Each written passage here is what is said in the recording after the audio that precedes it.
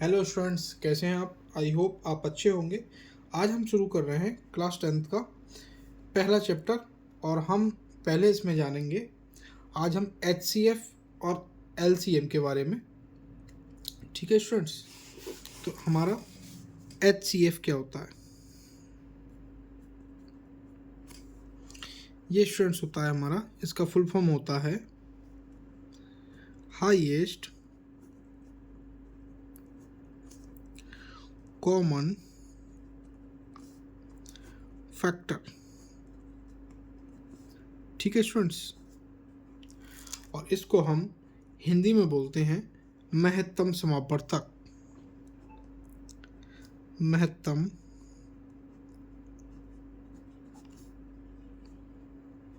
समापवर्तक,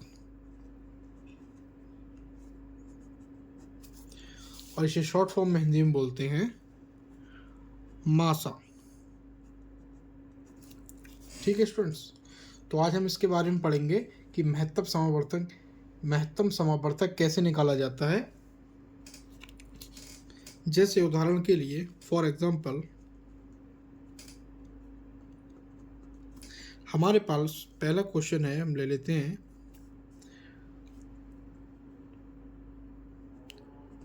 32 और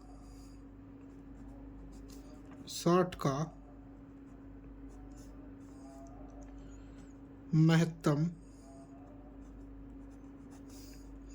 समापवर्तक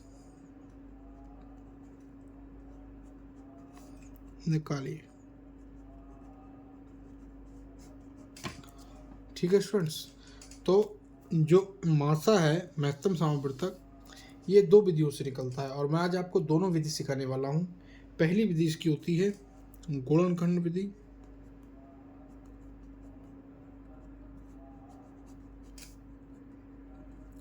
और दूसरी विधि इसकी होती है भागफल विधि,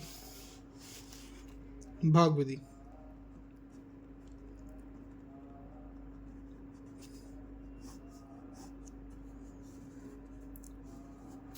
ठीक है स्टूडेंट्स, तो हम पहले निकालेंगे 32 और 60 का मासा यानी महत्तम समापवर्तक गुणनखंड विधि से निकालना सीखेंगे।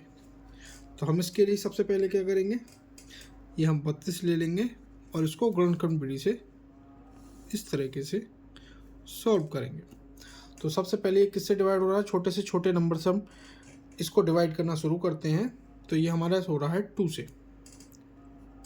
ठीक है, जब 2 से हम डिवाइड करेंगे तो यहाँ हमारा बचेगा 16 यानी 16, और फिर हम फिर 2 से करेंगे तो हमें यहाँ मिलेगा 8, और फिर 2 से करेंगे तो हमें मिलेगा 4, फिर हम 2 से करेंगे तो मिलेगा हमारा 2, और फिर यहाँ हम 2 से करेंगे तो यहाँ हमारा मिलेगा 1।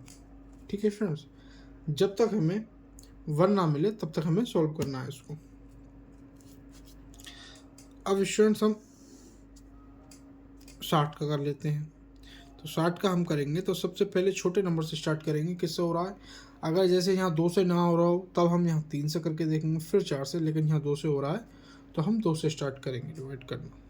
तो हम 2 से इसको डिवाइड करेंगे तो हमें यहाँ 30 मिलेगा, फिर 2 से डिवाइड करेंगे तो यहाँ हमें 15 मिलेगा। अब ये हमारा 2 से डिवाइड नहीं हो सकता, तो हम देखते हैं कि 3 से डिवाइड हो रहा है, नहीं तो ये 3 से डिवाइड हो जाएगा। तो 3 पंजे 15। ठीक है स्टूडेंट्स, अब ये 5 है, ये किसी से डिवाइड नहीं हो रहा है, केवल 5 से डिवाइड होगा तो हम 5 से कर लेंगे, तो ये आ जाएगा हमारा 1। आई होप स्टूडेंट्स आपको यहाँ तक समझ आया होगा। अब 32 वाले पोर्शन का ये है, 16 वाले पोर्शन का ये है गुणनखंड विधि से मासा। तो स्टूडेंट्स इसको 32 वाले का क्या आया है हमारा, 2 × 2 2 2 2 यानी 2 2 5 बार, 5 टाइम 2 2 2 2 2। ठीक है स्टूडेंट्स, अब 60 वाले का क्या आया है, 2 × 2 × 3 × 5। अब इसमें से क्या करते हैं हम, जब हम स्टूडेंट्स गुणनखंड विधि से किसी का मासा निकालते हैं तो जो उसके फाइनल फैक्टर हमारे पास आते हैं, ठीक है स्टूडेंट्स, ये नंबर हम अलग लिख लेंगे और इसके ये नंबर अलग लिख लेंगे, और जो हमारे आते हैं इसमें से जो कॉमन नंबर होते हैं वो नंबर हम लिख लेते हैं। अब स्टूडेंट्स इसमें कॉमन क्या है, दोनों एक जैसा, ये 2 दोनों के पास है और यहाँ भी 2 दोनों के पास है। लेकिन स्टूडेंट अब 2 यहाँ पे है लेकिन इन दोनों में 2 नहीं बचा। ऐसे ही यहाँ पे है, यहाँ आगे नहीं है, यहाँ पे है, यहाँ नहीं है। ऐसे ही नीचे वाले में 3 है तो ऊपर वाले में 3 कहीं नहीं है, नीचे वाले में 5 है तो ऊपर वाले में कहीं नहीं है। अब स्टूडेंट जो हमारा कॉमन आता है उसे हम 1 टाइम लिख लेते हैं। जैसे 2 आया है तो इसको हम केवल 2 लिख लेंगे, मल्टीप्लाई 1 टाइम, और ये 2 भी हमारा कॉमन है तो इसे हम लिख लेंगे। तो यही स्टूडेंट्स हमारा फाइनल इसका आंसर हो गया 4। तो हमारा 32 और 60 का महत्तम समावर्तक यानी मासा LCF कितना आया 4 गुणनखंड विधि से। अब स्टूडेंट्स इसी क्वेश्चन को हम सॉल्व करना सीखेंगे भागफल विधि से। आई होप आपको यहाँ तक समझ आया होगा। तो स्टूडेंट्स हम भागफल विधि से इसी क्वेश्चन को सॉल्व करेंगे। तो जो बड़ा वाला नंबर होता है उसमें छोटे वाले नंबर से हम उसको भाग कर देते हैं। तो यहाँ पे बड़ा कौन सा है 60 है, तो 60 को क्या करेंगे 32 से भाग कर देंगे। तो हम 60 को 32 से भाग कर देंगे। ठीक है स्टूडेंट्स, तो 32 से कम 32। ठीक है स्टूडेंट्स, तो यहाँ हमारा बचेगा 28 यानी कि 28। अब स्टूडेंट्स हम क्या करेंगे, जो हमारा शेषफल बचता है उसको हम इसको हम किससे, इसको डिवाइड करेंगे हम 22 से। ठीक है, अब 22 को जो हमारा शेषफल बचेगा तो 22 है, इसको हम डिवाइड कर देंगे इससे। ठीक है स्टूडेंट्स, अब हमारा क्या होगा 28 से कम 28, तो हमने 32 ऐसे ही लिख लिया यहाँ पे। अब सेम प्रोसेस हम नीचे भी करते चले जाएंगे जब तक हमें फाइनल इसका 0 ना हो जाए। तो यहाँ पे स्टूडेंट्स क्या होगा 28 से कम 28, तो 28, यहाँ हमारा बचा 4।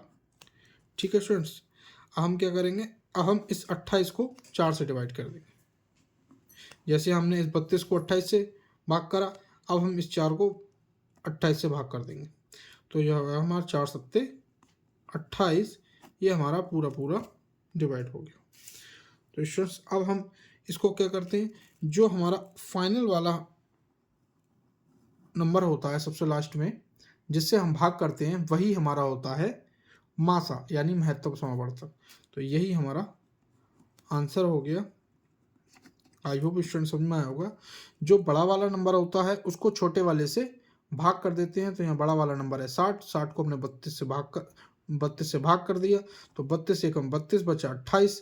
अब जो हमारा शेषफल बचता है ना, तो इसको हम 32 को कर देंगे हम शेषफल से भाग। ठीक है स्टूडेंट्स, अब हमारा आ गया यहाँ 28 से कम 28, यहाँ बचा 4। अब हमने जिससे भाग की थी उसको हम फिर शेषफल से भाग कर देंगे, तो 28, तो 4 सत्ते 28, जो पूरा हमारा कट गया। और जो लास्ट वाला होता है लास्ट टाइम जिससे हम भाग करते हैं वही हमारा होता है मासा। ठीक है स्टूडेंट्स, तो आई होप स्टूडेंट्स आपको ये महत्तम समावर्तक समझ में आया होगा मासा। अब स्टूडेंट्स हम चलते हैं लासा की तरफ, जिसे बोलते हैं हम लघुत्तम समावर्तक। अब हम सीखेंगे लघुत्तम समावर्तक LCM, लीस्ट कॉमन फैक्टर, यानी कि लासा। इसे हिंदी में शॉर्ट फॉर्म में लासा भी कहते हैं। ठीक है स्टूडेंट्स, तो हमारे पास एक क्वेश्चन है 36 और 60।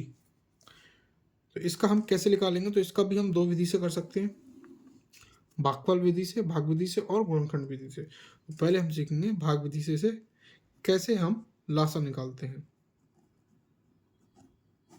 और इस वाले पोर्शन में हम सीखेंगे गुणनखंड विधि से।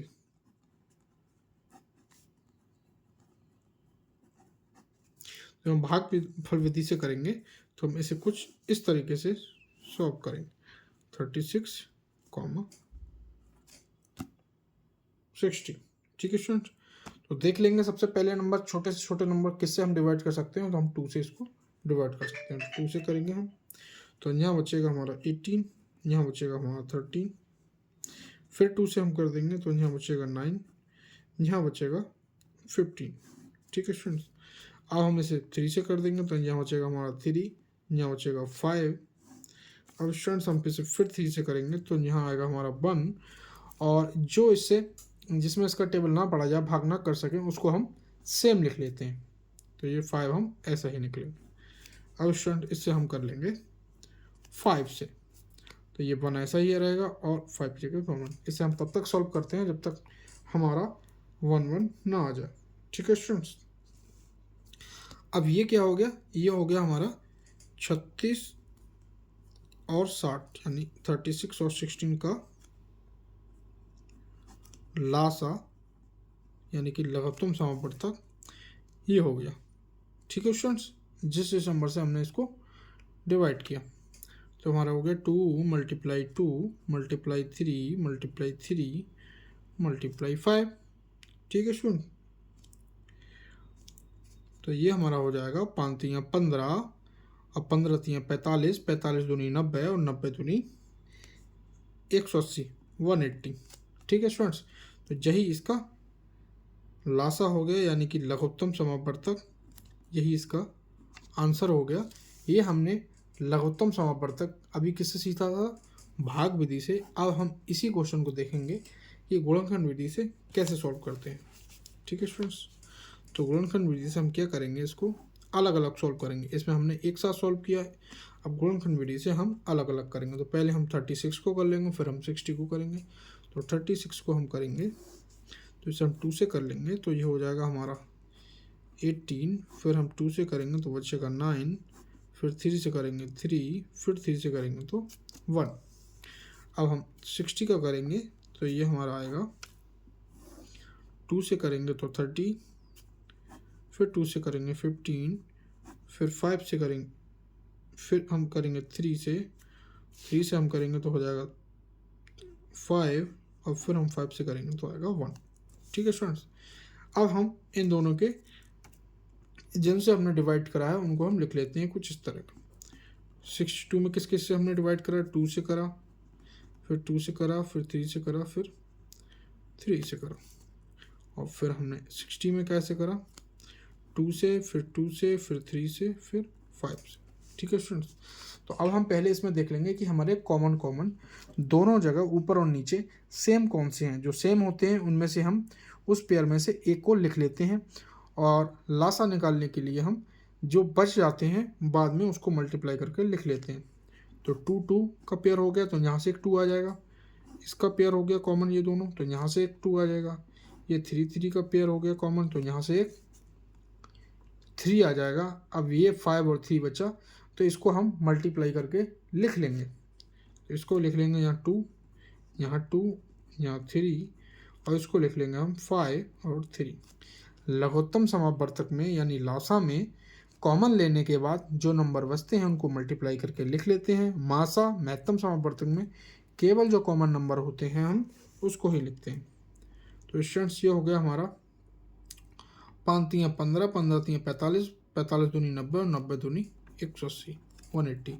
तो यही इसका हमारा लासा हो गया। आई होप स्टूडेंट्स आपको समझ आया होगा।